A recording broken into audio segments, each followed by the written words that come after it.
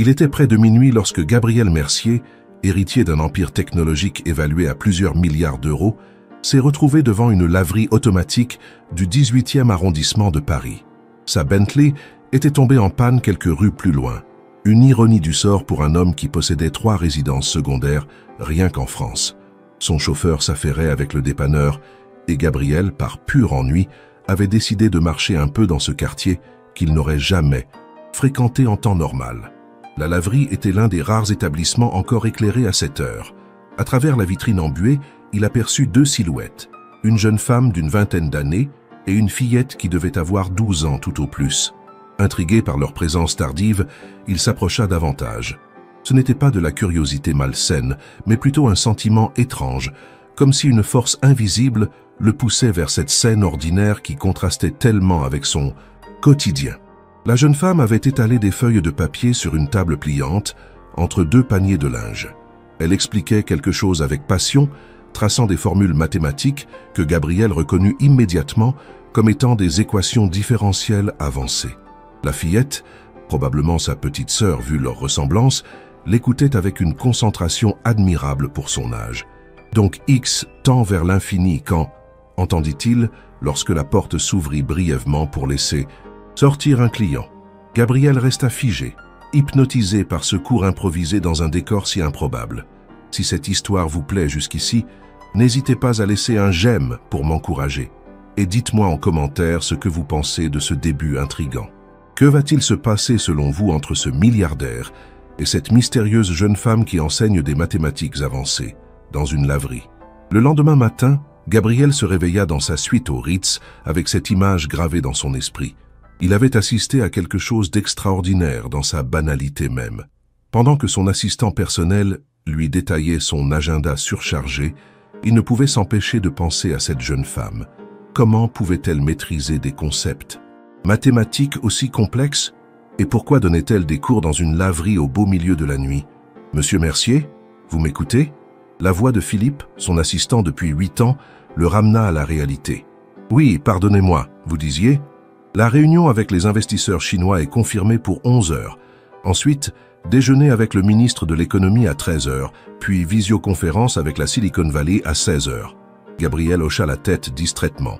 Soudain, une idée folle lui traversa l'esprit. « Philippe, annulez tout. »« Pardon ? Vous m'avez bien entendu. Annulez mes rendez-vous d'aujourd'hui. » L'assistant le regarda comme s'il venait d'annoncer qu'il comptait vendre toutes ses parts de l'entreprise pour élever des lamas au Tibet. « Mais monsieur, ces rendez-vous sont cruciaux pour... »« Je sais, reportez-les. Dites que j'ai attrapé un virus lors de mon dernier voyage à Tokyo. Ça devrait suffire. » Sans attendre de réponse, Gabriel se dirigea vers son dressing. Il en ressortit vêtu d'un jean et d'un pull gris, une tenue qu'il ne portait que lors de ses rares week-ends à la campagne. Il voulait passer inaperçu. 3 heures plus tard, après avoir parcouru discrètement les rues du 18e arrondissement, il retrouva la laverie. À sa grande déception, elle était presque vide, à l'exception d'une femme âgée qui lisait un magazine en attendant que son linge soit sec. Pas de trace de la jeune femme, ni de sa petite sœur.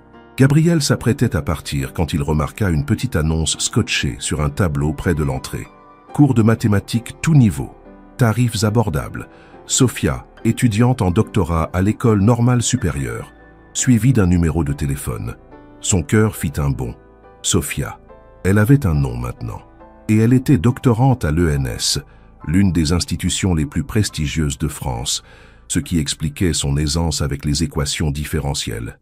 Sans hésiter, il composa le numéro. « Allô ?»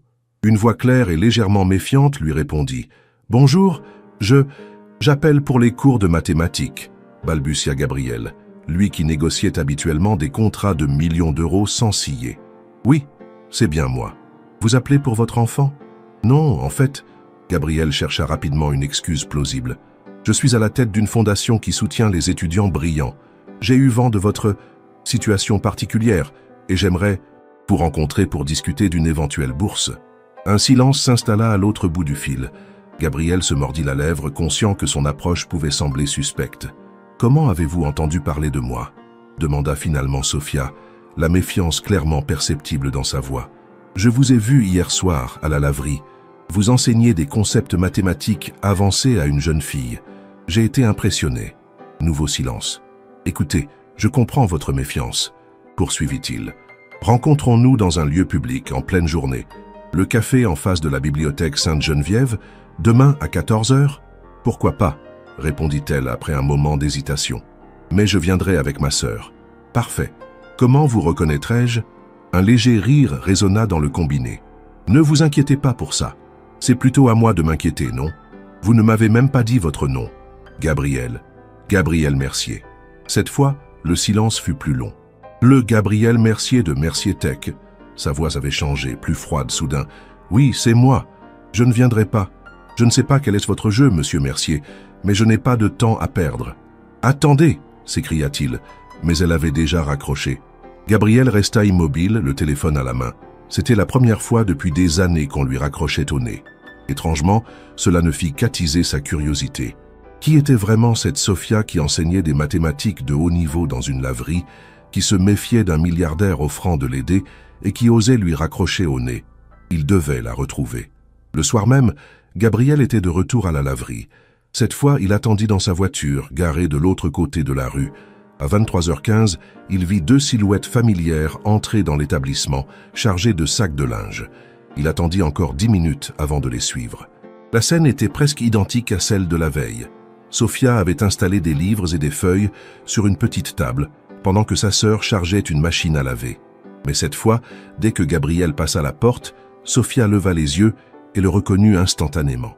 Son visage se ferma. « Qu'est-ce que vous voulez ?»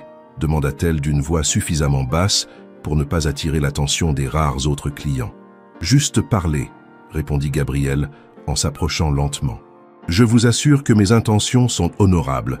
Les hommes comme vous n'ont jamais d'intentions honorables, rétorqua-t-elle. Votre empire est bâti sur l'exploitation de travailleurs en Asie et l'évasion fiscale.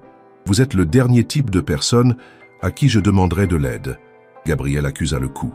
Sa réputation le précédait, mais pas dans le bon sens visiblement. « Je vois que vous vous êtes renseigné sur moi. Il aurait été imprudent de ne pas le faire. » La petite sœur s'était rapprochée, observant l'échange avec curiosité. « C'est qui, Sophia ?» demanda-t-elle. « Personne d'important, Léa. Continue de charger la machine, s'il te plaît. » Gabriel saisit l'occasion. « Je m'appelle Gabriel. Je suis un admirateur du talent de ta sœur. » Léa le dévisagea avec l'intensité caractéristique des préadolescents. « Vous êtes trop bien habillée pour ce quartier. Vous êtes riche ?»« Léa !» la réprimanda Sophia. Gabriel sourit. « Disons que j'ai eu de la chance. Dans la vie. Ma sœur est super intelligente, affirma Léa avec fierté. Elle va gagner la médaille Fields un jour. C'est comme le prix Nobel des maths. Léa, ça suffit, intervint Sophia, visiblement embarrassée. Puis, se tournant vers Gabriel, « Écoutez, monsieur Mercier, je ne sais pas ce que vous cherchez, mais nous avons du travail. Je comprends, mais laissez-moi au moins vous expliquer pourquoi je suis là. » Sophia soupira, résignée. « Vous avez 5 minutes. Pas une de plus. » Gabriel s'assit sur une chaise en plastique en face d'elle, tandis que Léa retournait à contre-cœur vers les machines à laver. « J'ai assisté par hasard à votre cours hier soir. La façon dont vous expliquiez ces concepts complexes, c'était remarquable. J'ai fait des recherches sur vous. Sophia Bensliman, 24 ans, doctorante en mathématiques à l'ENS, spécialisée en théorie des nombres. 3 publications dans des revues prestigieuses à votre actif, dont une sur la conjecture de Birch et Swanerton Dyer, qui a fait sensation dans la communauté mathématique. » Sophia le fixait avec un mélange de surprise et de méfiance. « Je ne suis pas seulement un homme d'affaires, poursuivit-il. J'ai un doctorat en physique théorique du MIT. Les mathématiques ont toujours été ma passion, avant que les circonstances ne me poussent vers l'entrepreneuriat. Et donc, vous voulez une médaille pour avoir fait des recherches sur moi? Ou c'est juste pour impressionner la pauvre fille de la laverie? Automatique? Non, Gabriel hésita. Pourquoi était-il vraiment là? Il n'en était plus très sûr lui-même. Je veux vous aider, sincèrement. Vous avez un talent exceptionnel et pourtant vous donnez des cours dans une laverie au milieu de la nuit. Quelque chose ne colle pas. Sophia eut un rire amer. Bienvenue dans le monde réel, monsieur Mercier. Certains d'entre nous doivent travailler pour survivre, même avec un QI élevé. Je pourrais financer vos recherches. Vous offrir un poste dans mon département R&D. Vous n'auriez plus à vous soucier de... Je ne suis pas à vendre, l'interrompit-elle sèchement. Et votre empire technologique ne m'intéresse pas. Je fais des mathématiques pour la beauté des mathématiques, pas pour développer le prochain gadget qui rendra les riches encore plus riches. » Un silence s'installa entre eux, uniquement perturbé par le bruit des machines à laver. « Vos 5 minutes sont écoulées, » dit finalement Sophia, retournant à ses papiers. Gabriel se leva, comprenant qu'insister ne ferait qu'empirer les choses. « Je respecte votre position, mais si vous changez d'avis, » il posa sa carte de visite sur la table. « Mon numéro personnel est au dos. Pas celui de mon assistante, pas celui de mon entreprise. Le mien. » Sophia ne répondit pas, faisant mine de se concentrer sur ses équations. Gabriel se dirigea vers la sortie, mais s'arrêta près de Léa, qui prétendait s'affairer autour d'un sèche-linge. « Ta sœur a raison de se méfier des inconnus, » lui dit-il doucement. « Mais parfois, la vie nous offre des opportunités inattendues. Prends soin d'elle. » Léa hocha la tête solennellement. « Elle travaille trop dur. Elle a 3 jobs en plus de ses études. »« Léa !» La voix de Sophia résonna dans la laverie. « Qu'est-ce que tu racontes ?» Gabriel sourit à la fillette. « Merci pour cette information. » Puis, plus haut, « Bonne soirée, mesdames. » En sortant dans la nuit parisienne, Gabriel se sentait étrangement vivant. Pour la première fois depuis longtemps, quelqu'un l'avait remis à sa place, l'avait jugé sur sa réputation plutôt que sur sa fortune. C'était rafraîchissant. Il remonta dans sa voiture où son chauffeur l'attendait patiemment. « Rentrons », ordonna-t-il. Mais alors que la voiture s'éloignait, il ne put s'empêcher de jeter un dernier regard vers la laverie illuminée où 2 sœurs luttaient contre l'adversité, avec pour seules armes leur intelligence et leur détermination. Le lendemain, contre toute attente, son téléphone sonna à 7h30 du matin. « Monsieur Mercier, c'est Sophia Bensliman. » Gabriel se redressa dans son lit, instantanément alerte. « Mademoiselle Bensliman, je suis surpris mais ravi de vous entendre. Ne vous méprenez pas. Je vous appelle uniquement parce que j'ai réfléchi à votre proposition. Je vous écoute. Je ne veux pas d'emploi dans votre entreprise, ni de financement pour mes recherches. » Gabriel sentit la déception l'envahir. « Je comprends. Dans ce cas, pourquoi m'appelez-vous? Parce que j'ai une contre-proposition à vous faire. Vous dites avoir un doctorat en physique théorique et une passion pour les mathématiques. Prouvez-le. » « Comment ça? Je travaille sur un problème particulièrement épineux lié à la théorie des nombres. Si vous parvenez à m'aider à le résoudre, je reconsidérerai peut-être votre offre. » Gabriel ne put s'empêcher de sourire. Elle le mettait à l'épreuve. « Marché conclu. Quand voulez-vous commencer? »« Aujourd'hui. 14 heures. Mais pas dans un café huppé du quartier latin. Venez à la bibliothèque de l'Institut Henri Poincaré. Je vous attendrai dans la salle des périodiques. J'y serai. » Lorsqu'il raccrocha, Gabriel réalisa qu'il n'avait pas ressenti une telle excitation depuis ses années d'études au MIT. Un défi intellectuel. Voilà ce qui lui manquait dans sa vie de PDG milliardaire. À 14 heures précises, vêtu d'un costume sobre, il franchissait les portes de l'Institut Henri Poincaré, temple des mathématiques françaises. Il repéra Sophia immédiatement, assise à une table couverte de papier dans un coin tranquille de la bibliothèque. Elle portait un simple jean et un t-shirt avec une équation imprimée dessus, E=mc2. Mais son élégance naturelle n'en était que plus frappante. « Vous êtes ponctuel », constata-t-elle sans lever les yeux de ses calculs. « Une habitude professionnelle », répondit Gabriel en s'asseyant face à elle. « Alors quel est ce problème si épineux ?» Sans un mot, Sophia poussa vers lui plusieurs feuilles couvertes d'équations et de symboles mathématiques. Gabriel les examina attentivement, ses neurones se reconnectant à des concepts qu'il n'avait pas manipulés depuis des années. « La conjecture de Birch et Swinnerton-Dyer », murmura-t-il. « Vous travaillez sur l'un des problèmes du millénaire. Vous reconnaissez donc de quoi il s'agit, » dit Sophia, une pointe de respect apparaissant dans sa voix. « Bien sûr, la Clay Mathematics Institute offre $1 million à quiconque résoudra ce problème. Mais personne n'y est parvenu depuis qu'il a été formulé dans les années 1960. » Sophia hocha la tête. « J'ai développé une approche nouvelle en combinant la théorie des nombres avec des éléments de géométrie algébrique. Mais je suis bloqué sur un point précis. » Pendant les 3 heures qui suivirent, ils plongèrent ensemble dans les profondeurs des mathématiques pures. Gabriel redécouvrit le plaisir intellectuel de la recherche fondamentale, loin des préoccupations mercantiles qui avaient dominé sa vie ces dernières années. Sophia, quant à elle, semblait surprise par sa compréhension rapide du problème et ses suggestions pertinentes. « Vous n'êtes pas qu'un homme d'affaires », admit-elle finalement, alors que le soleil commençait à décliner.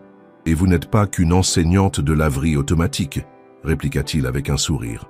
Un moment de complicité intellectuelle passa entre eux, rapidement interrompu par la sonnerie du téléphone de Sophia. « Oui, Léa? Quoi maintenant? D'accord, j'arrive tout de suite. » Elle raccrocha, visiblement contrariée. « Je dois y aller. Ma sœur a des ennuis à l'école. »« Je peux vous déposer, » proposa Gabriel. Sophia hésita puis acquiesça. « D'accord, mais uniquement parce que c'est urgent. » Dans la voiture, Gabriel observa Sophia qui fixait nerveusement la route. « Vous vous occupez seule de votre sœur? »« Oui. Nos parents sont morts dans un accident il y a 3 ans. Je suis sa tutrice légale. Ça ne doit pas être facile, avec votre doctorat et vos petits boulots. » Sophia haussa les épaules. « On fait ce qu'on doit faire. Léa est brillante.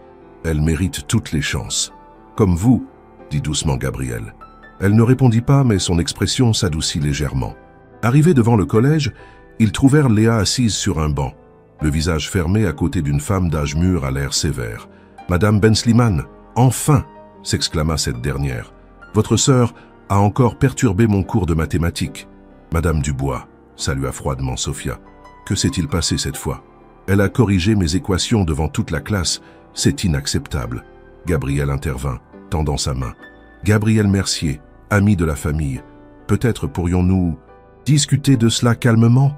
L'attitude de l'enseignante changea du tout au tout lorsqu'elle reconnut le célèbre entrepreneur. « Monsieur Mercier, quel honneur !»« Bien sûr, nous pouvons discuter. » Une demi-heure plus tard, après une conversation où Gabriel avait utilisé tout son charme et son influence, l'incident était clos.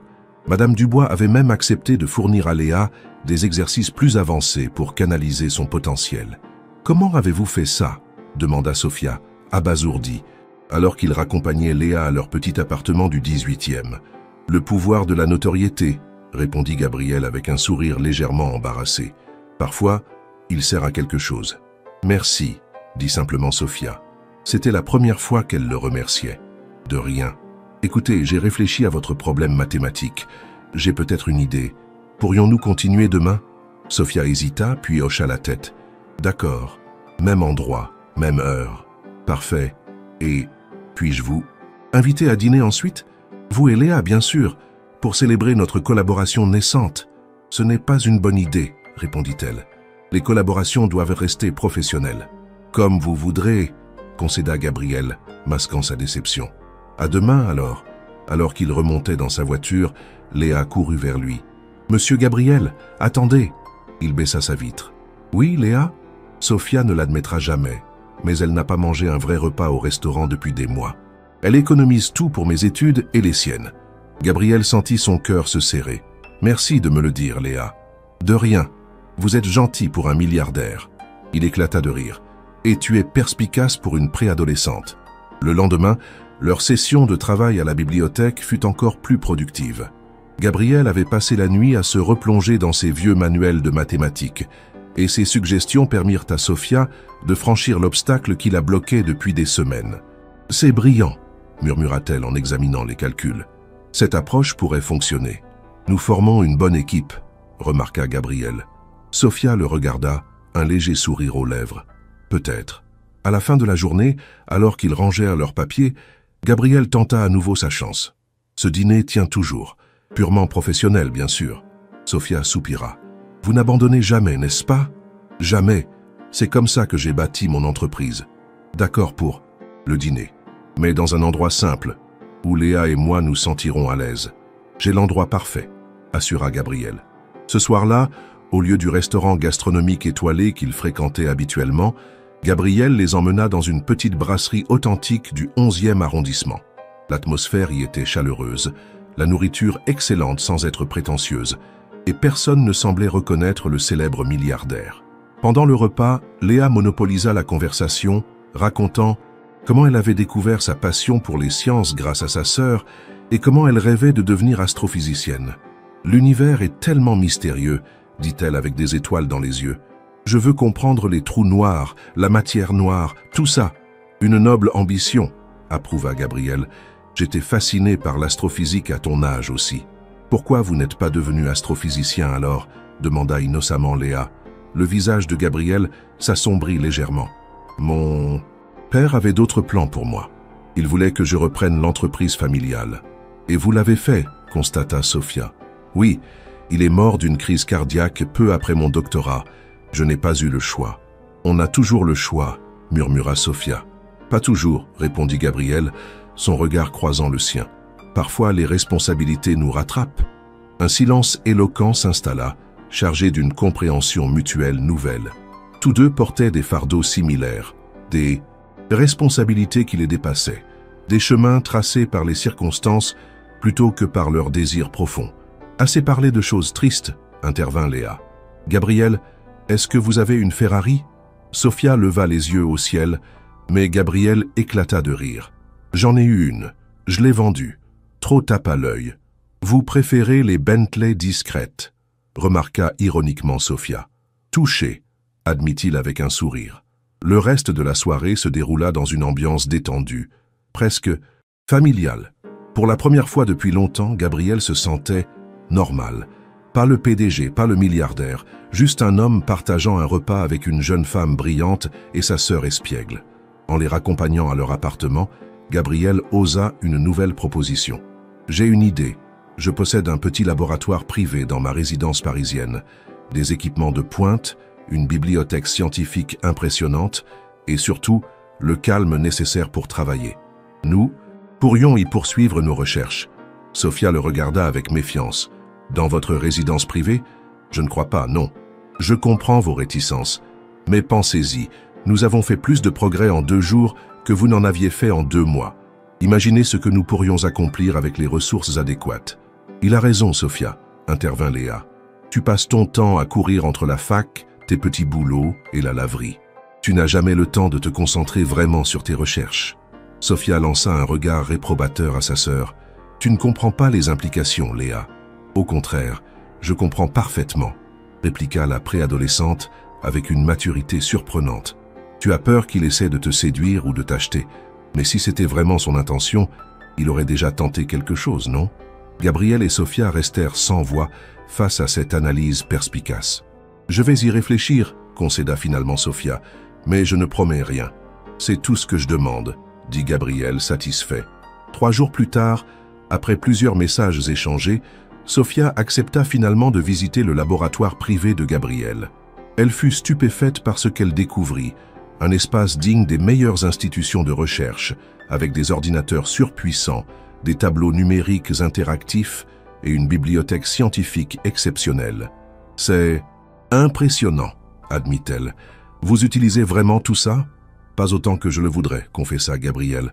Les affaires me prennent trop de temps. Mais c'est mon sanctuaire, l'endroit où je me reconnecte avec ma passion première. Pendant les semaines qui suivirent, ils établirent une routine. 3 fois par semaine, Sophia venait travailler au laboratoire après ses cours à l'université. Gabriel réorganisait son emploi du temps pour être présent, déléguant davantage à ses directeurs. Ensemble, ils avançaient sur la conjecture, explorant des pistes que personne n'avait envisagées auparavant. Léa les rejoignait souvent après l'école, s'installant dans un coin du laboratoire pour faire ses devoirs ou explorer la bibliothèque scientifique. Gabriel avait engagé un tuteur privé pour lui donner des cours avancés de mathématiques et de physique, avec l'accord réticent mais reconnaissant de Sophia. Peu à peu, les barrières tombaient entre eux. Gabriel découvrait une Sophia différente, de la jeune femme méfiante de la laverie, brillante, passionnée, avec un humour subtil qui le surprenait souvent. Sophia, quant à elle, réalisait que derrière le milliardaire se cachait un homme sincèrement passionné par la science, prisonnier d'une vie qu'il n'avait pas entièrement choisie. Un soir, alors qu'il travaillait tard, seul au laboratoire, Sophia posa la question qui lui brûlait les lèvres depuis des semaines. « Pourquoi faites-vous tout ça, Gabriel? Pourquoi moi ?» Il leva les yeux de ses calculs, surpris par la question directe. « Je vous l'ai dit, votre talent mérite d'être soutenu. Il y a des centaines de mathématiciens talentueux dans le monde. Vous pourriez financer n'importe lequel d'entre eux. » Gabriel posa son stylo et la regarda droit dans les yeux. « Quand je vous ai vu cette nuit-là dans cette laverie, enseignant des concepts complexes à votre sœur avec une telle passion malgré les circonstances, ça m'a rappelé pourquoi j'aimais la science. Pas pour l'argent ou la reconnaissance, mais pour la beauté pure de la découverte. J'ai perdu ça en devenant PDG. Vous pourriez toujours revenir à la recherche, suggéra Sophia. Vous ne manquez certainement pas de ressources. Ce n'est pas si simple. Mercier Tech emploie plus de 50 000 personnes dans le monde. Je ne peux pas simplement abandonner. Alors quoi? Vous vivez par procuration à travers moi? La question était abrupte, mais pas agressive. Gabriel réfléchit un moment avant de répondre. Peut-être, en partie, mais il y a autre chose. Il hésita. Vous me voyez, Sophia. Pas le milliardaire, pas le PDG. Juste, moi. C'est rare dans mon monde. Leurs regards se croisèrent, s'attardèrent. Une tension nouvelle, différente, s'installa entre eux. « Je devrais y aller », dit soudainement Sophia, rassemblant ses papiers. « Il est tard, et Léa m'attend. »« Bien sûr », acquiesça Gabriel, tentant de masquer sa déception. « Ma voiture vous raccompagnera. » Alors qu'elle s'apprêtait à partir, il la retint doucement par le bras. « Sophia, je ne veux pas que vous pensiez que tout ceci n'est qu'un jeu pour moi. Nos recherches, votre carrière, l'avenir de Léa, tout cela compte vraiment à mes yeux. » Elle le regarda longuement, comme si elle cherchait à lire en lui. « Je vous crois, » dit-elle finalement, « et c'est ce qui m'effraie le plus. » Sur ces mots énigmatiques, elle partit, laissant Gabriel troublé et pensif dans son laboratoire silencieux. Le lendemain, Sophia ne vint pas au laboratoire comme prévu, ni le jour suivant. Gabriel essaya de l'appeler, mais tomba systématiquement sur sa messagerie. Inquiet, il finit par se rendre à son appartement, mais personne ne répondit à la porte. Ce n'est qu'au 3e jour qu'il reçut enfin un message d'elle. « Besoin de prendre du recul. Ne cherchez pas à me contacter pour l'instant. » Gabriel respecta sa demande, même si chaque jour sans nouvelles était une torture. Il se plongea dans le travail pour tenter d'oublier, enchaînant les réunions et les conférences téléphoniques jusqu'à l'épuisement. Une semaine passa, puis 2. Finalement, un matin, alors qu'il prenait son café en parcourant distraitement les actualités économiques, son téléphone sonna. Le numéro de Sophia s'afficha. « Allô ?» répondit-il, le cœur battant. « Gabriel. » Sa voix semblait différente, plus posée. « Pouvons-nous nous voir? Aujourd'hui, si possible. »« Bien sûr. Où et quand? »« Pas au laboratoire. Retrouvez-moi au jardin du Luxembourg, près du Grand Bassin, à midi. » À midi précis, Gabriel attendait au lieu de rendez-vous, plus nerveux qu'il ne l'avait été pour la signature de son plus gros contrat. Il aperçut Sophia qui s'approchait, seule, vêtue d'une simple robe d'été. Elle semblait à la fois déterminée et vulnérable. « Merci d'être venue, » dit-elle en s'asseyant à côté de lui sur un banc. « Je commençais à m'inquiéter, » avoua-t-il. « Tout va bien? Léa va bien? »« Oui, tout va bien. J'avais juste besoin de réfléchir, de mettre de l'ordre dans mes idées. »« Et avez-vous réussi ?» Sophia prit une profonde inspiration. « Gabriel, ce qui se passe entre nous est compliqué. Nos mondes sont tellement différents. Vous êtes l'un des hommes les plus riches de France, et moi, vous êtes l'une des femmes les plus brillantes que j'ai jamais rencontrées, compléta-t-il. L'argent n'a rien à voir là-dedans. L'argent a toujours quelque chose à voir, répliqua-t-elle avec un léger sourire triste.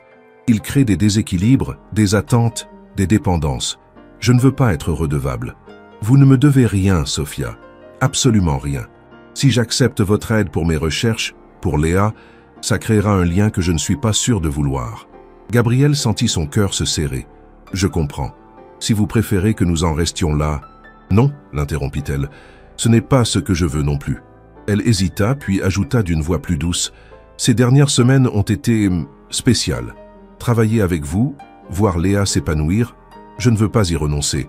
Mais j'ai besoin de clarté, de limites définies. Je suis prêt à accepter n'importe quelle condition, affirma Gabriel, soulagé. Dites-moi ce dont vous avez besoin. D'abord, je veux continuer mes recherches de manière indépendante. Votre laboratoire est merveilleux, mais je ne veux pas d'un emploi dans votre entreprise. D'accord. Ensuite, concernant Léa, le tuteur que vous avez engagé est formidable, mais je veux rester sa tutrice légale et prendre toutes les décisions importantes la concernant. Bien sûr, je n'en doutais pas. Et enfin, elle le regarda droit dans les yeux. Je veux que nous soyons honnêtes l'un envers l'autre. Si quelque chose se développe entre nous, au-delà de la collaboration professionnelle, nous devons en parler ouvertement. Pas de non-dit, pas de supposition. Gabriel sentit son cœur s'accélérer. Est-ce que cela signifie que vous envisagez cette possibilité? Un léger sourire apparut sur les lèvres de Sophia. Cela signifie que je n'exclus aucune possibilité. L'avenir reste à écrire. Il lui tendit la main. Marché conclu alors? Elle la prit, et ce simple contact déclencha une vague de chaleur entre eux. Marché conclu. Ainsi commença une nouvelle phase de leur relation. Ils reprirent Leur séance de travail au laboratoire, mais quelque chose avait changé. Une tension subtile, une conscience aiguë de la présence de l'autre, des regards qui s'attardaient un peu trop longtemps. Leurs recherches progressaient remarquablement. En combinant l'intuition mathématique de Sophia et l'approche pragmatique de Gabriel, ils développèrent une méthode novatrice pour aborder la conjecture. Leurs premiers résultats, publiés dans une revue prestigieuse sous leurs deux noms, firent sensation dans la communauté scientifique. Parallèlement, Gabriel prenait soin de respecter l'indépendance de Sophia. Il lui offrit une bourse de recherche substantielle, administrée par une fondation indépendante qu'il avait créée spécifiquement pour soutenir les femmes scientifiques issues de milieux défavorisés. Sophia accepta cette aide, comprenant qu'elle lui permettrait de se consacrer pleinement à ses recherches sans compromettre sa liberté. Quant à Léa, elle s'épanouissait. Grâce au soutien discret mais efficace de Gabriel, elle put intégrer une école prestigieuse pour jeunes surdoués, où son potentiel était enfin reconnu et nourri. Elle adorait Gabriel, le considérant comme un mentor et une figure paternelle de substitution. Un soir d'automne, 6 mois après leur première rencontre, Gabriel invita Sophia à dîner. Pas dans un restaurant cette fois, mais chez lui, dans sa résidence parisienne. C'était la première fois qu'elle y mettait les pieds, en dehors du laboratoire qui occupait une aile séparée. « C'est impressionnant », commenta-t-elle en découvrant l'intérieur élégant mais sobre, loin du luxe ostentatoire auquel elle s'attendait. « Trop grand pour un homme seul », admit Gabriel en la guidant vers la terrasse où une table était dressée, offrant une vue imprenable sur la tour Eiffel illuminée. « Où est Léa ce soir ?» demanda-t-il en lui servant un verre de vin. Soirée pyjama chez une amie de sa nouvelle école, sa première vraie amie qui la comprend. Intellectuellement. Elle était si excitée qu'elle a préparé sa valise 3 jours à l'avance. Gabriel sourit. Elle s'adapte bien. J'en suis heureux. Grâce à vous, en grande partie, reconnut Sophia. Elle n'aurait jamais eu ces opportunités sans votre intervention. Vous lui auriez offert ces opportunités d'une manière ou d'une autre. Vous êtes la personne la plus déterminée que je connaisse. Ils dînèrent en discutant de leurs recherches, de l'avenir de Léa, des derniers développements dans le monde scientifique.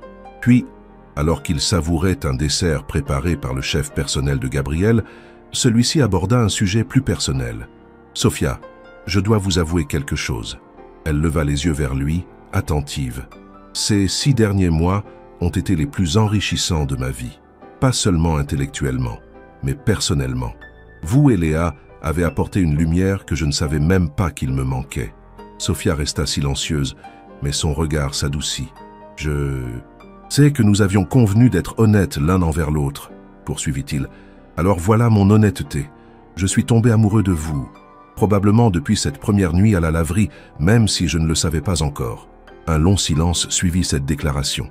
Sophia fixait son verre, pensive. « Vous n'êtes pas obligé de répondre, » ajouta Gabriel. « Je voulais juste que vous le sachiez. »« Je le savais déjà, » dit-elle finalement, levant les yeux vers lui. « Et je crois que je l'ai toujours su. Et qu'en pensez-vous » Un léger sourire apparut sur ses lèvres. « Je pense que j'ai essayé de lutter contre mes propres sentiments pendant tout ce temps, par peur, par fierté, par méfiance. Et maintenant ? Maintenant, je me demande pourquoi nous continuons à nous vouvoyer alors que nos cœurs se tutoient depuis longtemps. » Gabriel sentit une vague de bonheur l'envahir. « Alors, tu ressens la même chose ?» Pour toute réponse, Sophia se leva, contourna la table et se pencha vers lui.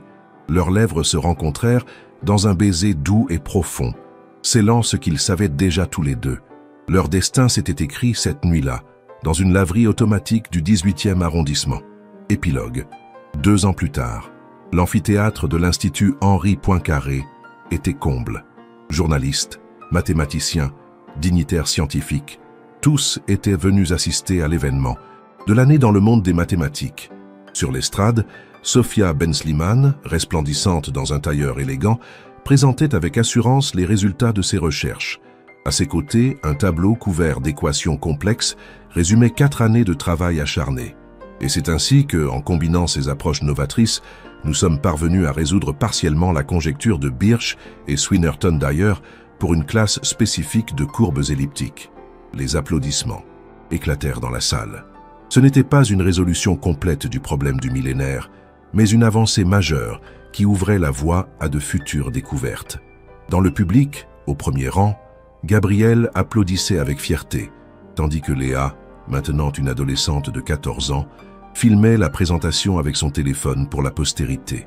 Après la conférence, lors de la réception, Gabrielle observait Sofia de loin, entourée d'éminents mathématiciens qui la félicitaient.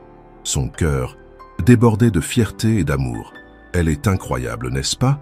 dit Léa en le rejoignant, un verre de jus d'orange à la main. « Absolument extraordinaire », confirma Gabrielle. « Tu sais, je me souviens encore de cette nuit à la laverie quand tu nous as découvertes. » Sofia était tellement méfiante. Elle disait que les riches ne s'intéressaient jamais aux pauvres sans arrière-pensée. Gabrielle sourit. Elle avait raison d'être prudente. « Mais tu as prouvé qu'elle avait tort, » affirma Léa. « Je l'aimais vraiment pour son cerveau d'abord, et pour tout le reste ensuite, » compléta-t-il en regardant sa femme s'approcher d'eux. Car oui, ils s'étaient mariés 6 mois auparavant, dans une cérémonie intime, loin des projecteurs médiatiques. Sofia avait insisté pour garder son nom, ce que Gabrielle avait totalement respecté. Elle était devenue directrice d'un nouveau département de recherche fondamentale chez Mercier Tech, avec une liberté totale pour choisir ses projets et son équipe. Quant à Gabrielle, il avait progressivement délégué la gestion quotidienne de son empire pour se reconnecter avec sa passion première, la physique théorique. Ensemble, ils formaient non seulement un couple, mais un duo scientifique redoutable, publiant régulièrement des articles conjoints qui repoussaient les frontières de la connaissance. « Félicitations, Dr Ben Slimane », dit Gabrielle en embrassant tendrement Sofia lorsqu'elle les rejoignit. « Tu as conquis le monde des mathématiques aujourd'hui. Nous l'avons conquis ensemble », corrigea-t-elle en entrelaçant ses doigts aux siens, tout comme cette nuit-là dans la laverie, quand un milliardaire a découvert une jeune femme de ménage en train d'enseigner les mathématiques à sa petite sœur, compléta Léa avec un sourire espiègle. Et le lendemain, rien n'était plus comme avant, conclut Gabrielle en serrant contre lui les 2 femmes qui avaient transformé sa vie. Parfois, le destin s'écrit dans les endroits les plus improbables. Pour eux, c'était écrit dans une simple laverie automatique, entre 2 cycles de séchage et des équations différentielles. La villa au bord de la Méditerranée baignait dans la douce lumière du crépuscule. Située sur les hauteurs de Nice, elle offrait une vue imprenable sur la baie des Anges. C'était une demeure spacieuse mais discrète, loin du faste ostentatoire que la fortune de Gabrielle aurait pu permettre. Ils l'avaient choisie ensemble, 3 ans auparavant, comme refuge estival, loin de Twisontistia. L'effervescence parisienne. Sur la terrasse, Gabrielle sirotait un verre de vin blanc en contemplant l'horizon. Le soleil déclinant teintait le ciel de nuances roses et orangées, se reflétant sur la mer calme. À 42 ans, l'homme d'affaires avait changé. Quelques fils argentés parsemaient ses tempes, lui conférant une allure distinguée qui n'enlevait rien à son charme. Mais c'était surtout son regard qui avait évolué, plus serein, plus profond, comme celui d'un homme qui a enfin trouvé sa place dans l'univers. « À quoi penses-tu » La voix de Sofia le tira de sa contemplation. Elle s'avança vers lui, gracieuse dans sa robe d'été. À 30 ans, elle était au sommet de sa carrière et de sa beauté. Ses travaux sur la conjecture de Birch et Swinnerton-Dyer lui avaient valu une renommée internationale, et elle venait d'être nommée professeure titulaire à l'École normale supérieure, la plus jeune femme à occuper ce poste prestigieux. « Je pensais à la laverie automatique », répondit Gabrielle avec un sourire nostalgique, « à cette nuit qui a tout changé. » Sofia sourit en s'asseyant à côté de lui. 7 ans déjà. Parfois, j'ai l'impression que c'était hier. Et parfois, j'ai l'impression que nous avons toujours été ensemble, murmura-t-il en prenant sa main. Comme si ma vie avant toi n'était qu'un prélude. Elle posa sa tête sur son épaule, savourant ce moment de paix. Tu deviens poétique avec l'âge. C'est ta faute. Tu as déverrouillé le romantique qui sommeillait sous le costume 3 pièces du PDG. Ils restèrent ainsi un moment, savourant le silence complice qui n'appartenait qu'à eux. De l'intérieur de la maison, leur parvenaient les notes d'un piano. Léa, désormais une jeune femme de 17 ans, s'exerçait sur une sonate de Beethoven qu'elle maîtrisait presque parfaitement. « Elle a reçu une lettre de Harvard aujourd'hui », annonça soudain Sofia. Elle l'a ouverte sans nous attendre. Gabrielle se redressa, anxieux. « Et alors ?»« Accepté. Bourse complète au département d'astrophysique. » Un large sourire illumina le visage de Gabrielle. « Je n'en ai jamais douté. Elle est brillante, comme sa sœur. Elle tient aussi beaucoup de toi, tu sais, » remarqua doucement Sofia. Cette détermination, cette façon méthodique d'aborder les problèmes, ce n'est pas seulement mon influence. Ces mots touchèrent Gabriel plus qu'il ne l'aurait imaginé. Même s'il n'était pas le père biologique de Léa, leur lien s'était approfondi au fil des années, devenant aussi fort et authentique qu'un véritable lien de sang. « Est-ce qu'elle est heureuse ?» demanda-t-il, soudain préoccupé. « Harvard, c'est loin. Elle sera seule là-bas. Elle est impatiente d'y aller. Tu la connais, toujours avide de nouvelles expériences. » Sophia hésita un instant. « Mais elle m'a demandé si tu pourrais l'accompagner pour la visite du campus cet automne. Elle dit que tu es plus calé qu'elle en matière de négociation avec les administrations américaines. » Gabriel sentit son cœur se gonfler de fierté. « Bien sûr que je l'accompagnerai. Je déplacerai n'importe quelle réunion pour ça. » Le piano s'arrêta, et quelques instants plus tard, Léa apparut sur la terrasse. Grande et élancée, elle avait hérité de la beauté de sa sœur, mais son expression reflétait une assurance tranquille qui lui était propre. « Alors, elle te l'a dit ?» demanda-t-elle en s'asseyant en face de Gabriel, un sourire espiègle aux lèvres. « Harvard, je suis tellement fier de toi », répondit-il en se levant pour l'embrasser sur le front. « Il faut fêter ça. Je vais chercher le champagne.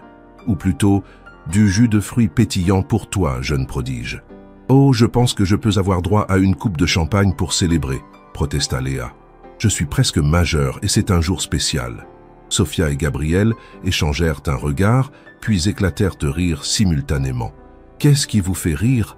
demanda Léa, perplexe. « Rien, » répondit Sophia. « C'est juste que tu me rappelles moi à ton âge, toujours à repousser les limites, à négocier chaque règle. Avec une différence majeure, » ajouta Gabriel en disparaissant à l'intérieur, pour revenir avec une bouteille de champagne et 3 flûtes. Ta sœur n'avait personne pour lui accorder des exceptions, alors qu'apparemment, nous sommes des tuteurs bien trop indulgents. Pas indulgents, corrigea Léa en prenant la flûte qu'il lui tendait. Juste et compréhensif.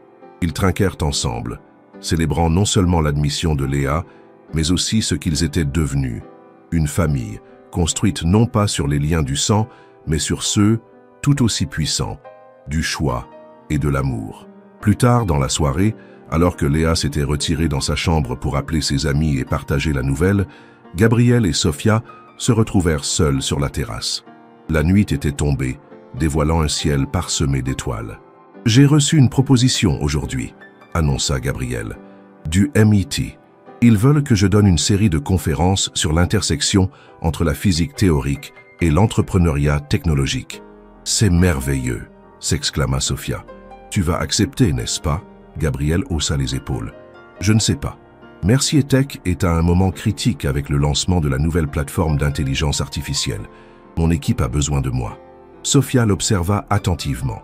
Malgré les changements considérables dans sa vie ces dernières années, son mariage, son retour progressif vers la recherche, la réorientation de son entreprise vers des projets plus éthiques, Gabriel restait parfois prisonnier de son sens du devoir. « Ton équipe s'en sortira très bien, dit-elle doucement. Philippe est plus que capable de gérer le lancement, et Marcus est prêt à prendre plus de responsabilités comme directeur technique. Tu as raison, comme toujours, admit-il avec un sourire.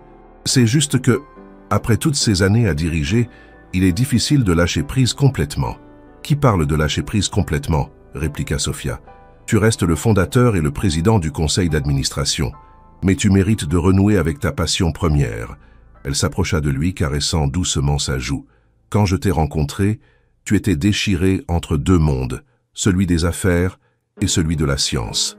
Tu as trouvé un équilibre, mais je sais qu'une partie de toi aspire toujours à plus de recherche, plus d'exploration pure. » Gabriel soupira, reconnaissant la justesse de ses propos. Ces conférences au MIT pourraient être un bon début. Et puis, ça me permettrait d'être proche de Léa pendant son premier semestre à Harvard. Exactement, approuva Sophia. Et pendant que tu seras là-bas, j'en profiterai pour finaliser ma collaboration avec l'équipe de Princeton. Oh, Gabriel arqua un sourcil, surpris. Tu ne m'en as pas parlé. C'est encore en discussion, expliqua-t-elle. Ils développent une approche novatrice sur les fonctions L qui pourrait compléter nos travaux. Alors, Gabriel réfléchit rapidement. Nous pourrions passer un semestre aux États-Unis, tous les 3? Pourquoi pas? Sourit Sophia. Ce serait une aventure, et ça permettrait à Léa de s'installer en douceur, en sachant que nous ne sommes pas loin. Gabriel l'attira contre, lui embrassant son front avec tendresse. Comment fais-tu pour toujours trouver les solutions parfaites? C'est mon métier, plaisanta-t-elle. résoudre des problèmes complexes. Le lendemain matin, Gabriel se leva tôt, comme à son habitude. Il prépara du café et s'installa sur la terrasse avec son ordinateur portable. Mais au lieu d'ouvrir ses emails professionnels, il se connecta au système de la bibliothèque du MIT pour consulter les dernières publications en physique théorique.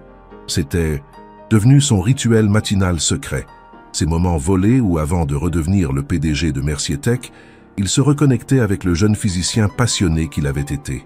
Parfois, il prenait même des notes, développait quelques équations, poursuivant discrètement des recherches personnelles que personne, pas même Sophia, ne connaissait.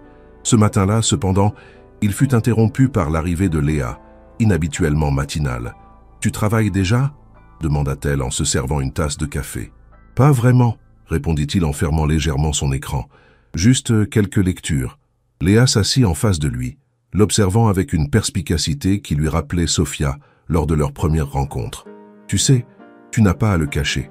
Je sais que tu fais tes propres recherches en secret. » Gabriel la regarda stupéfait. « Comment ? J'ai trouvé tes carnets dans le laboratoire de Paris, » expliqua-t-elle avec un sourire. « Des équations sur la gravité quantique. Très impressionnant, d'ailleurs. » Au lieu d'être contrarié, Gabriel se sentit étrangement soulagé que quelqu'un ait découvert son jardin secret. « Ce n'est qu'un passe-temps, » minimisa-t-il. « Un passe-temps qui pourrait révolutionner la physique, » répliqua Léa. « J'ai montré certaines de tes équations à mon prof de physique, anonymement bien sûr. Il était fasciné. Il a dit que cette approche était extrêmement prometteuse. » Gabriel se redressa, soudain intéressé. « Vraiment ? Je pensais que ce n'était que des divagations d'amateurs. Tu es beaucoup de choses, Gabriel, mais certainement pas un amateur en physique théorique, » affirma Léa. « Tu devrais en parler à Sophia. Elle serait la première à t'encourager. Je ne veux pas qu'elle pense que je m'ennuie ou que notre collaboration ne me suffit pas, » avoua-t-il. Léa leva les yeux au ciel. « Les adultes sont parfois tellement compliqués. Sophia t'aime. Elle veut ton bonheur. Si ses recherches te passionnent, elle sera ravie. » Gabriel sourit, touché par la sagesse de cette jeune femme qu'il avait vue grandir. « Quand es-tu devenue si avisée ? J'ai eu de bons modèles, » répondit-elle simplement. Puis, après une gorgée de café, « Alors, cette idée de passer un semestre aux États-Unis ? Sophia m'en a parlé ce matin. »« Qu'en penses-tu » demanda Gabriel, curieux de son opinion. « J'adore l'idée, » affirma Léa avec enthousiasme. « Pas parce que j'ai peur d'être seule, je suis prête pour l'indépendance, mais parce que, eh bien, vous allez me manquer. Et savoir que vous serez à moins d'1 heure de route est réconfortant. » Gabriel sentit une vague d'émotion le submerger. Cette jeune femme, qu'il avait rencontrée enfant dans une laverie automatique, était devenue une partie si importante de sa vie qu'il ne pouvait imaginer un futur où elle n'en ferait pas partie. « Alors c'est décidé, » déclara-t-il. « Je vais accepter ces conférences au MIT. » Sophia les rejoignit peu après, et ils petit déjeunèrent ensemble, discutant avec animation de leurs projets américains. C'était une matinée parfaite, de celles qui resteraient gravées dans leur mémoire, lumineuse, pleine d'espoir et de projets partagés. Dans l'après-midi, alors que Léa était partie rejoindre des amis à la plage, Gabriel et Sophia décidèrent de faire une promenade le long de la côte. Main dans la main, ils marchaient en silence, savourant la beauté sauvage des falaises et le bleu profond de la Méditerranée. « J'ai quelque chose à te dire », commença Gabriel, décidant de suivre le conseil de Léa. « Je t'écoute », répondit Sophia, intriguée par son ton sérieux. « Depuis quelque temps, je travaille sur un projet personnel, des recherches en physique théorique, plus précisément sur une approche unifiée de la gravité quantique. » Sophia s'arrêta, le regardant avec surprise. « Vraiment ? Depuis combien de temps ? » « Presque 2 ans, avoua-t-il. Ce sont juste des griffonnages pour l'instant, des idées à développer. »« Pourquoi ne m'en as-tu jamais parlé ?» demanda-t-elle, non pas sur un ton accusateur, mais avec une curiosité sincère. Gabriel hésita. « Je ne voulais pas que tu penses que notre collaboration mathématique ne me suffisait pas. Et puis, ce ne sont probablement que des rêveries sans fondement scientifique solide. » Sophia secoua la tête, un sourire éclairant son visage. « Gabriel Mercier est l'homme le plus brillant que je connaisse, qui doute encore de lui-même. » Elle prit son visage entre ses mains. « Bien sûr que tu devrais poursuivre ces recherches. Et je veux tout savoir, tout voir. » Vraiment ? Le soulagement était perceptible dans sa voix. « Absolument. Et je parie que ces conférences au MIT seront l'occasion parfaite pour tester certaines de tes théories auprès de collègues physiciens. » Gabriel l'embrassa, débordant de gratitude pour Cette femme qui le comprenait si profondément. « Je t'aime, tu sais. »« Je sais, » répondit-elle simplement. Et c'est réciproque. Ils reprirent à leur marche, mais Gabriel sentait un poids en moins sur ses épaules. La perspective de ce semestre américain prenait une dimension nouvelle. Ce serait non seulement une période de transition pour Léa, mais aussi un nouveau chapitre pour lui, une renaissance professionnelle et intellectuelle. « Au fait, » dit soudain Sophia, « j'ai aussi un secret à te révéler ?» Gabriel la regarda intrigué. « Je t'écoute. Tu te souviens de ce projet de vulgarisation mathématique dont je t'avais parlé, pour rendre les concepts complexes accessibles aux jeunes des quartiers défavorisés? Bien sûr, tu disais vouloir créer une série de modules en ligne. Eh bien, c'est devenu plus qu'une idée, annonça-t-elle avec un mélange d'excitation et d'appréhension. J'ai développé une plateforme complète, avec des vidéos, des exercices interactifs, des forums de discussion. Et j'ai obtenu un financement du ministère de l'Éducation pour lancer un programme pilote dans 50 lycées en France. « Sophia, c'est formidable !» s'exclama Gabriel, sincèrement impressionné. « Pourquoi ne m'en as-tu pas parlé plus tôt ?» Elle haussa les épaules, soudain timide. « Je voulais être sûr que ça fonctionnerait avant d'en parler. Tu as tellement cru en moi depuis le début. Je voulais te rendre fier. Je suis toujours fier de toi, » affirma-t-il en la serrant. Contre lui. Chaque jour un peu plus. Ils continuèrent leur promenade, partageant désormais leurs projets respectifs avec enthousiasme. Sophia lui expliqua en détail sa vision pour cette plateforme éducative, nommée Mathésis. Un retour aux sources, une façon de donner aux jeunes des quartiers défavorisés les opportunités qu'elle-même n'avait pas eues. « J'ai pensé à créer une fondation, » dit-elle, « pour gérer ce projet et d'autres initiatives éducatives. »« C'est une excellente idée, » approuva Gabriel. « Je pourrais t'aider à la structurer si tu veux. »« J'espérais que tu dirais ça, » admit-elle avec un sourire. « J'ai besoin de ton expertise en gestion. Les maths, je maîtrise. L'administration et la finance, beaucoup moins. Alors c'est un partenariat, » conclut-il. Comme toujours. De retour à la villa, ils trouvèrent un message de Léa indiquant qu'elle dînerait chez une amie. Gabriel proposa donc un dîner en tête-à-tête sur la terrasse, à la lueur des bougies. Pendant le repas, ils continuèrent à élaborer leurs projets futurs, le semestre américain, les recherches de Gabriel, la fondation de Sophia. Plus ils parlaient, plus ils réalisaient combien leur vision du monde avait évolué au fil des années. « Tu te souviens de ce que tu m'as dit lors de notre première rencontre ?» demanda soudain Sophia. « Que mon empire était bâti sur l'exploitation des travailleurs et l'évasion fiscale. » Gabriel grimaça au souvenir. « Comment l'oublier? Tu n'y allais pas de main morte. J'étais injuste, reconnut-elle. Ou du moins pas entièrement juste. Mais regarde ce que Mercier Tech est devenu sous ta direction ces dernières années. Un modèle d'entreprise éthique, responsable, qui investit dans l'éducation et la recherche fondamentale. Grâce à toi, dit-il doucement. Tu m'as rappelé pourquoi j'avais créé cette entreprise à l'origine. Pas pour accumuler des richesses, mais pour faire avancer la connaissance, pour repousser les limites du possible. Nous nous sommes influencés mutuellement, corrigea Sophia. J'étais tellement idéaliste, parfois déconnecté des réalités pratiques. Tu m'as appris qu'on pouvait changer le système de l'intérieur, qu'on n'était pas obligé de rejeter le monde des affaires en bloc pour rester fidèle à ses principes. Ils restèrent silencieux un moment, contemplant le chemin parcouru. De la laverie automatique à cette terrasse méditerranéenne, leur voyage avait été aussi improbable que transformateur. « J'ai une idée, » dit soudain Gabriel. « Pendant que nous serons aux États-Unis, nous devrions écrire un livre ensemble. » « Un livre ?» Sophia semblait surprise. « Sur quoi ?» Sur l'intersection entre la science pure et le monde des affaires, sur la façon dont l'éthique et l'innovation peuvent coexister, sur notre expérience, notre parcours. Sophia réfléchit un instant. Ce pourrait être intéressant, pas une autobiographie. Je suis trop jeune pour ça, et tu es trop modeste, mais plutôt un manifeste pour une nouvelle. Approche de la science et de l'entrepreneuriat. Exactement, approuva Gabriel de plus en plus enthousiaste.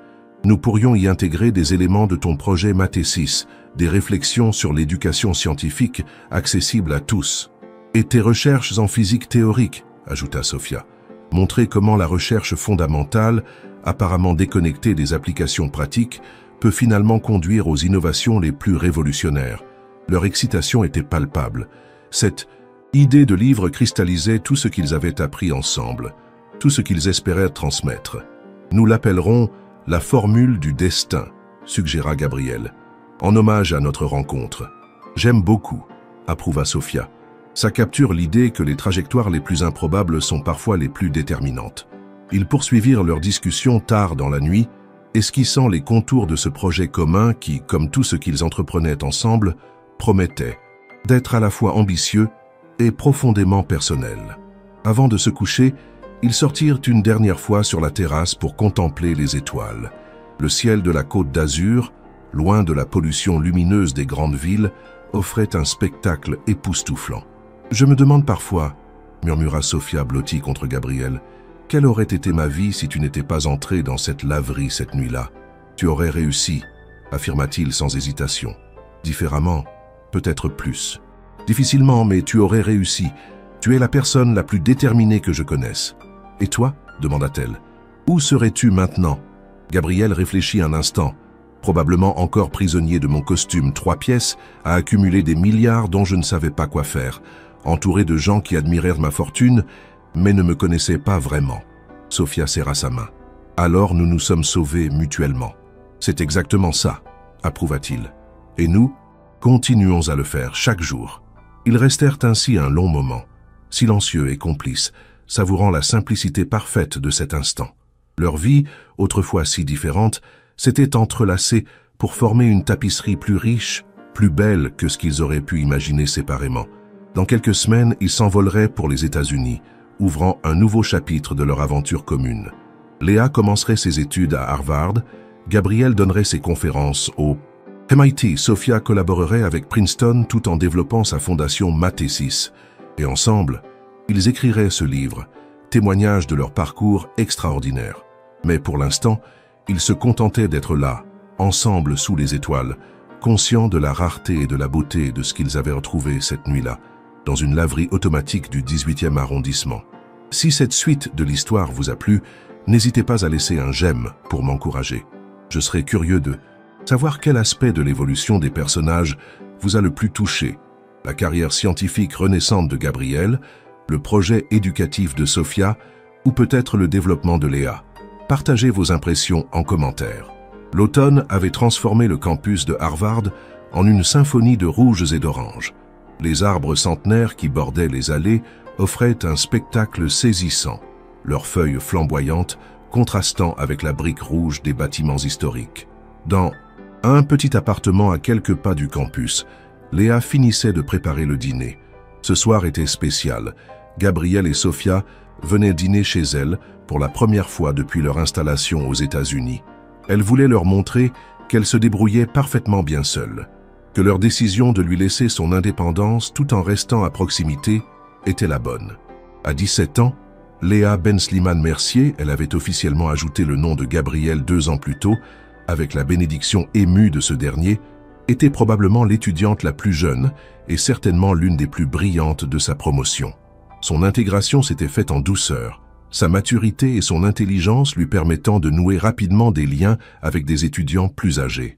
La sonnette retentit à 19 heures précises. Gabriel avait toujours été d'une ponctualité militaire. « Entrez !» lança-t-elle en ouvrant la porte. « Bienvenue dans mon humble demeure. » Sophia et Gabriel entrèrent, portant des sacs contenant visiblement des cadeaux. Après les embrassades et les exclamations admiratives sur la décoration de l'appartement, simple mais élégante à l'image de Léa, ils s'installèrent dans le petit salon. « Alors, comment se passe cette première année à Harvard ?»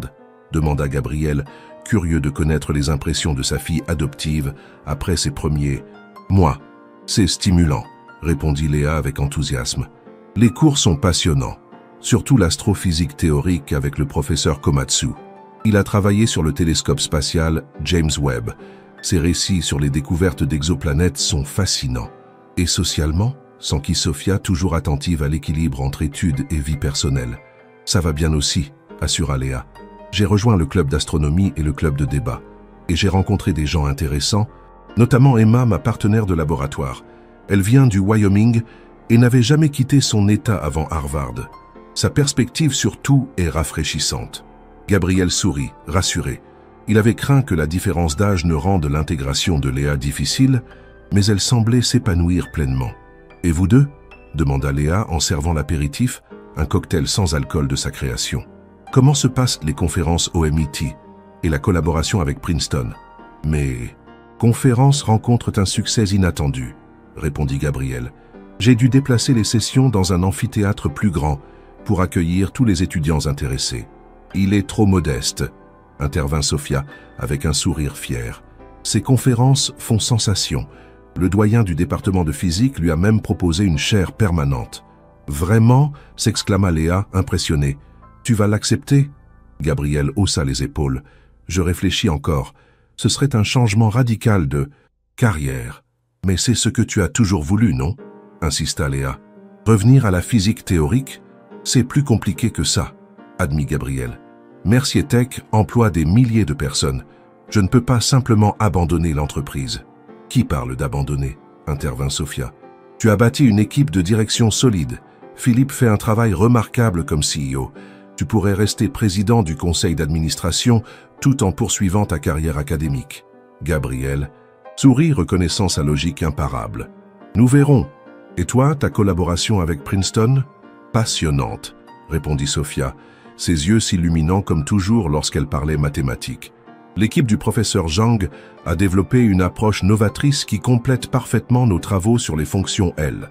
Nous sommes sur le point de soumettre un article conjoint qui pourrait représenter une avancée significative. Léa les observait, émue par leur passion intacte pour la recherche. C'était l'un des aspects qu'elle admirait le plus chez eux. Cette capacité à s'émerveiller, à s'enthousiasmer pour les découvertes intellectuelles, comme des enfants qui découvrent encore le monde. « Et Mathésis ?» demanda-t-elle, curieuse des avancées du projet éducatif de sa sœur. « Le lancement en France dépasse toutes nos attentes », annonça fièrement Sophia. Plus de 70 lycées ont finalement rejoint le programme pilote, au lieu des 50 prévus. Et j'ai une grande nouvelle.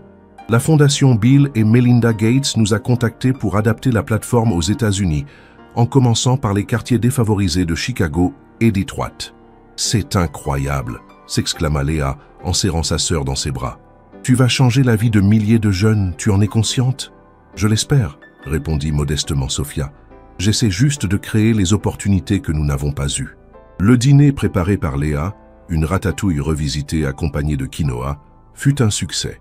La conversation continua à fluer naturellement, passant des anecdotes sur le campus de Harvard aux dernières découvertes en astrophysique, des progrès de leur livre commun déjà à moitié rédigé, aux nouvelles de Paris. « Au fait, dit Gabriel en servant le dessert, j'ai une surprise pour vous deux. » Il sortit une enveloppe de sa poche et la déposa sur la table. Sophia et Léa échangèrent un regard intrigué. « Qu'est-ce que c'est ?» demanda Sophia. « Ouvrez !» les invita-t-il avec un sourire mystérieux. Sophia ouvrit l'enveloppe et en sortit 3 billets d'avion. « Oslo? En décembre ?» Le visage de Gabriel s'illumina d'un sourire radieux. « J'ai reçu un appel hier. La Fondation Nobel souhaite nous inviter, Sophia et moi, à la cérémonie de remise des prix de cette année. Apparemment, nos travaux sur la conjecture de Birch et Swinnerton d'ailleurs ont attiré l'attention du comité. « Oh mon Dieu !» s'exclama Sophia, stupéfaite. « Tu ne penses quand même pas que… »« Non, non !» la rassura Gabriel en riant. « Nous ne recevons pas le prix Nobel, pas encore du moins. Mais ils organisent un symposium sur les problèmes du millénaire et ils veulent que nous présentions nos avancées. C'est un honneur considérable. »« C'est fantastique !» s'enthousiasma Léa. « Mais… 3 billets ? Évidemment que tu viens avec nous, affirma Gabriel comme si c'était l'évidence même. Notre équipe ne serait pas complète sans toi. Léa sentit les larmes lui monter aux yeux. Même après toutes ces années, ces moments où Gabriel et Sophia l'incluaient naturellement dans leur succès professionnel, la touchaient profondément. « Mais mes examens » protesta-t-elle faiblement. « J'ai vérifié ton calendrier universitaire » expliqua Gabriel. « Le symposium tombe pendant la semaine de… Relâche entre la fin des cours et le début des examens. Tu auras tout le temps de réviser avant et après. Tu as pensé à tout comme d'habitude, sourit Léa. Pas à tout, admit-il. Par exemple, je n'ai aucune idée de ce que je vais porter pour une telle occasion. Sophia et Léa éclatèrent de rire simultanément. L'homme qui a révolutionné la technologie mondiale s'inquiète de sa garde-robe, taquina Sophia. Ne t'en fais pas, nous t'aiderons à choisir quelque chose de convenable. Le reste de la soirée se déroula dans une atmosphère joyeuse, remplie de projets et d'anticipation pour ce voyage à Oslo. Pour Léa, c'était la confirmation que sa famille, bien qu'atypique, était solide et unie. Après le départ de Gabriel et Sophia, alors qu'elle rangeait la cuisine, son téléphone vibra. Un message de Gabriel.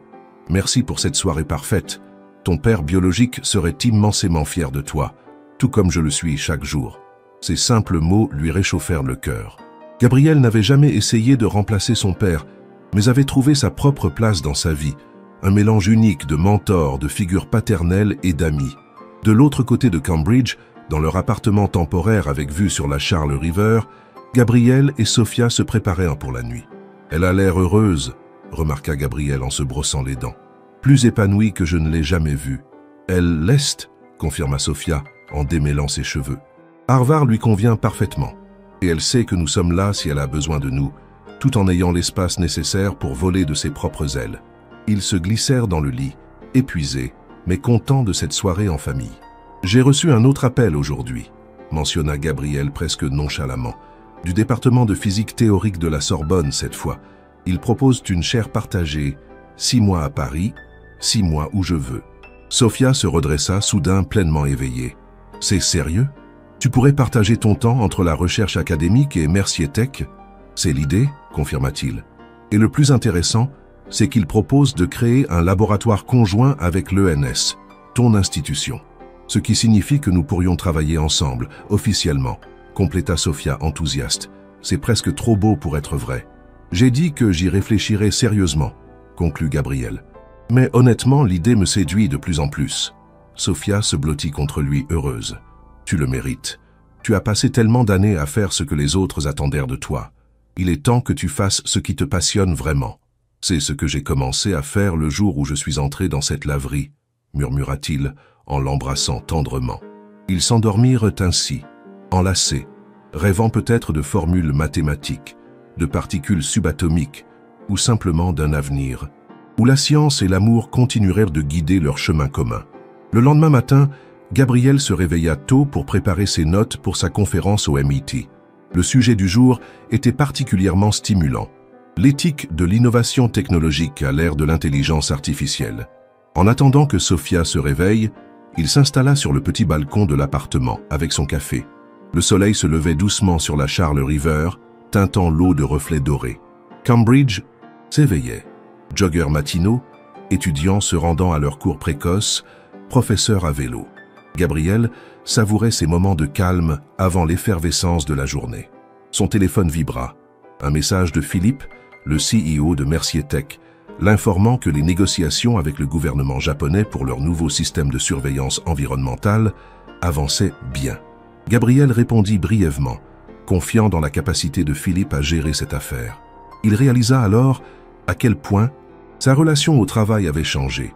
Auparavant, Mercier Tech était toute sa vie, sa raison d'être. Maintenant, c'était une partie importante mais non exclusive de son identité. La recherche, l'enseignement, sa famille, toutes ces dimensions s'étaient développées, créant un équilibre qu'il n'aurait jamais cru possible. Sophia le rejoignit, encore endormie, s'enveloppant dans un châle contre la fraîcheur matinale. « Tu es bien matinale », observa-t-elle en acceptant la tasse de café qu'il lui tendait. « J'ai eu une idée pour le chapitre sur l'éthique de l'innovation dans notre livre », expliqua-t-il. « Je voulais la noter avant qu'elle ne m'échappe. »« Raconte », l'encouragea-t-elle, en s'asseyant face à lui. « Eh bien, nous parlons beaucoup de l'importance d'une approche éthique dans le développement technologique, mais je pense que nous devrions être plus spécifiques, proposer un cadre concret, un ensemble de principes que les entreprises pourraient adopter, comme un serment. « D'Hippocrate pour les innovateurs ?» suggéra Sophia. « Exactement », s'enthousiasma Gabriel. « Un engagement à considérer les implications sociales, environnementales et éthiques de chaque innovation, à privilégier le bien commun sur le profit à court terme. » « J'aime cette idée », approuva Sophia. « Nous pourrions l'appeler le protocole Mercier-Ben Slimane. » Gabriel rit. « Ça sonne bien prétentieux, non ? Pas si nous le mettons en pratique nous-mêmes d'abord, » argumenta Sophia. Mercier Tech pourrait être la première entreprise à l'adopter formellement, suivie par d'autres. Ce pourrait être le début d'un mouvement. Gabriel la contempla avec admiration. Même après toutes ces années, sa capacité à transformer une simple idée en vision transformatrice le fascinait toujours. « Tu es extraordinaire, tu le sais ?» dit-il simplement. « Je te retourne le compliment », répondit-elle avec un sourire. « Nous formons une bonne équipe. La meilleure, confirma-t-il, en se penchant pour l'embrasser. Plus tard ce jour-là, après sa conférence au MIT, qui avait, comme d'habitude, attiré une foule d'étudiants et de professeurs, Gabriel reçut un appel inattendu. C'était le secrétaire du comité Nobel. « Monsieur Mercier, je vous appelle concernant le symposium de décembre à Oslo. »« Oui, nous sommes très honorés de l'invitation, » répondit Gabriel. « Ma femme et moi serons ravis de présenter nos travaux. »« Excellent. En fait, je vous contacte car le comité souhaiterait que vous présentiez également vos recherches personnelles sur la gravité quantique. Nous avons eu vent de vos récents articles prépubliés et plusieurs membres du comité les trouvent révolutionnaires. » Gabriel resta sans voix un instant. Ses recherches hobby, qu'il avait finalement décidé de publier sur un serveur de prépublication sans trop d'attente, avaient attiré l'attention du comité Nobel. « Bien sûr, ce serait un honneur, » balbutia-t-il. « Mais ces travaux sont encore préliminaires. Justement, c'est leur caractère novateur qui intéresse le comité. Votre approche de la réconciliation entre relativité générale et mécanique quantique ouvre des perspectives inédites. » Après avoir raccroché, Gabriel resta immobile, essayant d'assimiler ce qui venait de se passer. Ce n'était pas une nomination pour le prix Nobel, bien sûr, mais cette reconnaissance de ses travaux personnels par la plus haute instance scientifique mondiale signifiait énormément. Il appela immédiatement Sofia pour partager la nouvelle.